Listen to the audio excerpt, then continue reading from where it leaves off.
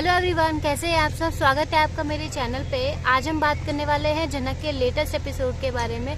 जी हाँ, आज का एपिसोड भी बहुत ही धमाकेदार होने वाला है और उसको देखने में मुझे तो बहुत मज़ा आया और मैं उम्मीद करती हूँ आपको सुनने में भी काफ़ी मज़ा आएगा।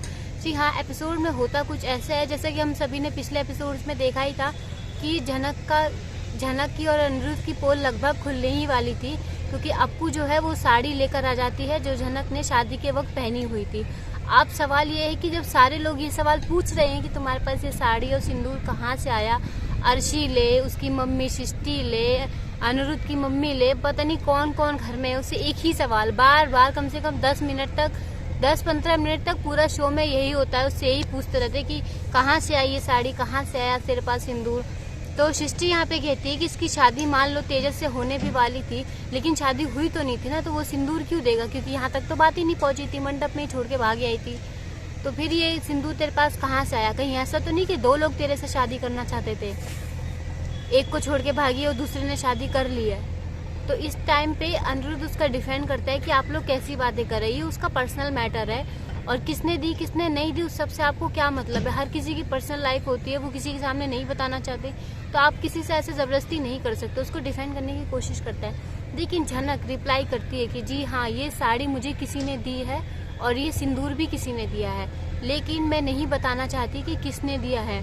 अब आपका जो फैसला है आप मुझे सुना सकते हैं। अगर मेरे ये फैसले से आप लोग संतुष्ट नहीं हो तो आप लोग चाहो तो मुझे यहाँ से जाने के लिए कह सकते हैं और मैं खुशी खुशी चली जाऊँगी, लेकिन मैं इससे ज़्यादा कुछ नहीं बता सकती कि साड़ी किसने दी है किसने नहीं दी है। सिर्फ इतना कहूँगी कि हाँ, ये साड़ी किसी ने दी ज़रूर है और ये मेरी माँ की साड़ी नहीं है और ये मेरी माँ की साड़ी नहीं है। अब सारे लोग जो हैं अनिरुद्ध के घर वाले, वो इस बात से संतुष्ट तो है नहीं, उन लोगों को सेटिस्फेक्शन मिली नहीं है, क्योंकि जो जवाब वो सुनना चाहते थे वो जवाब तो उसे नहीं मिला। अर्शी उस पर इल्ज़ाम लगाती कि कहीं कोई उसका दूसरा बॉयफ्रेंड तो नहीं है, या फिर कहीं ऐसा हो कि किसी से शादी करके आ चुकी है यहाँ पे। तो अनिरुद्ध अर्शी को समझाता है कि तुम ये कैसी बातें कर रही हो, तुम अपनी बहन पे इल्ज़ाम लगा रही हो। तो अर्शी उसको कहती है कि देखो, बात गंभीरता की है, जनक एक कुंवारी लड़की है और एक कुंवारी लड़की के पास सुहाग की चीज़ें मिलना बड़ी बात होती है। इस तरीके की चीज़ें एक अनमैरिड लड़की के पास नहीं होनी चाहिए। उसके पास क्या कर रही हैं, तो जाहिर सी बात है मुझसे पूछेंगे। ये एक अननोन लड़की है तो आप लोगों के लिए, और अगर वो घर में रह रही हो तो सवाल पूछने का हक भी हमारे ही बनता है। पूरे एपिसोड में यही बहस चलती रहती है कि क्यों लाई साड़ी, कहाँ से मिली, किसने दी, अगर तेजस ने दी तो तू तेजस को छोड़ के भागी है तो तेजस की साड़ी क्यों नहीं छोड़ के आई। मतलब ये सारे उसके ऊपर एलिगेशंस लगते रहते हैं। जनक जवाब देती है कि ये साड़ी किसी ने दी है, लेकिन मैं नहीं बताऊंगी कि किसने दी है। वो अनिरुद्ध को बचा लेती है, वहाँ पे अनिरुद्ध उसको बचाता है तो वो अनिरुद्ध को बचा लेती है।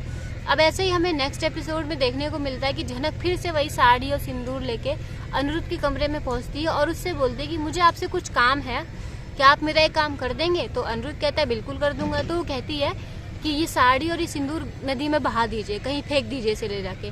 तो कहता है कि क्यों फेंकना, इसको रखो अपने पास। तो जनक कहती है कि मेरी नज़रों में इन दोनों की ही कोई अहमियत नहीं है, क्या आपकी नज़रों में कोई अहमियत है। फिर यहाँ पे सीन कट हो जाता है और नेक्स्ट सीन में हमें देखने को मिलता है कि सृष्टि अनिरुद्ध को बोल रही होती है कि जो राहुल हमें कश्मीर में देखने को मिला था, जो कि जनक का दोस्त था, उसके बारे में बात कर रही है। सृष्टि अनिरुद्ध से कहती है कि राहुल सिर्फ उसका दोस्त ही नहीं, उसका बॉयफ्रेंड भी है। जनक और राहुल दोनों ने मिलकर तुझे बेवकूफ़ बनाया है, तेरे साथ खिलवाड़ करा है, तेरी मासूमियत का फ़ायदा उठाया, ऐसा अनिरुद्ध के दिमाग में डाला जा रहा है। अब क्या अनिरुद्ध सृष्टि की बातों का विश्वास कर लेगा कि जनक और राहुल दोस्त नहीं गर्लफ्रेंड बॉयफ्रेंड थे, या फिर उनकी बात नहीं मानेगा और जनक का विश्वास करेगा। जो भी होगा आगे, जो भी कहानी में दिखाया जाएगा, आप सबको अपडेट्स मिलती रहेंगी और हमारी वीडियोस में लेटेस्ट अपडेट्स आती हैं और उसको जानने के लिए सब्सक्राइब ज़रूर करें।